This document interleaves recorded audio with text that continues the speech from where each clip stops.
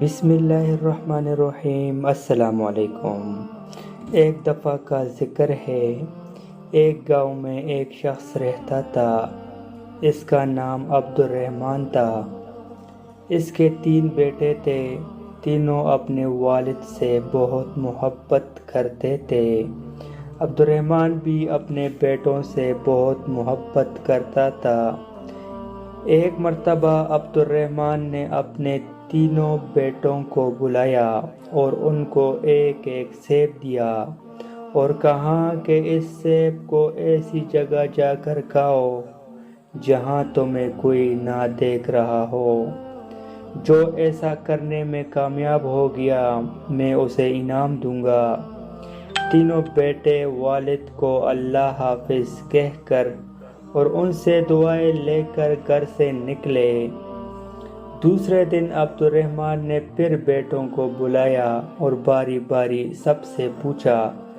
سب سے پہلے بڑے بیٹے عبداللہ سے پوچھا، کیا تم اس کو ایسی جگہ کھانے میں کامیاب ہو گئے جہاں تمہیں کوئی نہ دیکھ رہا ہو؟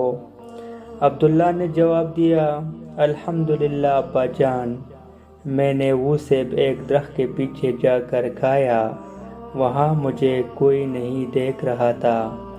پھر عبد الرحمن نے اپنے دوسرے بیٹے سے پوچھا، یوسف تم بتاؤ تم نے کیا کیا؟ یوسف نے کہا، ابا جان، میں نے وہ سیب کمرے میں بند ہو کر اندھیرا کر کے کھایا اور مجھے یقین ہے کہ وہاں مجھے کسی نے نہیں دیکھا۔ عبد الرحمن نے تیسرے بیٹے سے پوچھا، سلیم تم نے کیا کیا؟ سلیم نے کہا، ابا جان، میں نے کتاب اسماء الحسنہ میں پڑھا ہے، اللہ کا ایک نام ہے البصیر، ہر ایک کو ہر حال میں دیکھنے والا۔ میں نے بہت سوچا اور تلاش کیا لیکن مجھے کوئی ایسی جگہ نہ ملی جہاں میرا اللہ مجھے نہ دیکھ رہا ہو۔ اللہ تو ہر جگہ دیکھتے ہیں، اس لیے میں یہ سیب نہ کھا سکا۔ عبد الرحمن اپنے سب سے چھوٹے بیٹے کی عقل مندی پر بہت خوش ہوا اور اس کو انعام دیا۔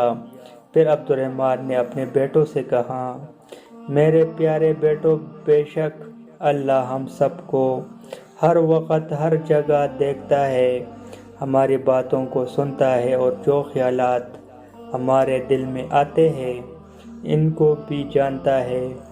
وہ علیم بذات صدور ہے، یعنی دلوں کے چھپے ہوئے رازوں کو بھی جانتا ہے۔ اللہ کی نافرمانی سے ہر وقت بچو اور اللہ کے سارے احکامات پر عمل کرو، جس پر اللہ تم سے راضی ہو جائے گا اور تمہیں دنیا میں راحت، سکون، اطمینان عطا کرے گا اور مرنے کے بعد ہمیشہ ہمیشہ کے لیے جنت میں داخل کرے گا، جہاں انسان جو چاہے گا ہو جائے گا۔ انسان کے دل میں جو چاہت ہوگی وہ پوری ہو جائے گی۔ جنت میں ہم ایک پرندہ دیکھیں گے، اس کے کھانے کا جی چاہے گا تو فوراً بن کر پلیٹ میں آ جائے گا، پھر اس کی ہڈیوں پر اللہ دوبارہ گوشت اور پر اگا دیں گے اور وہ اڑ جائے گا، تو وہاں جنت میں مزے ہی مزے۔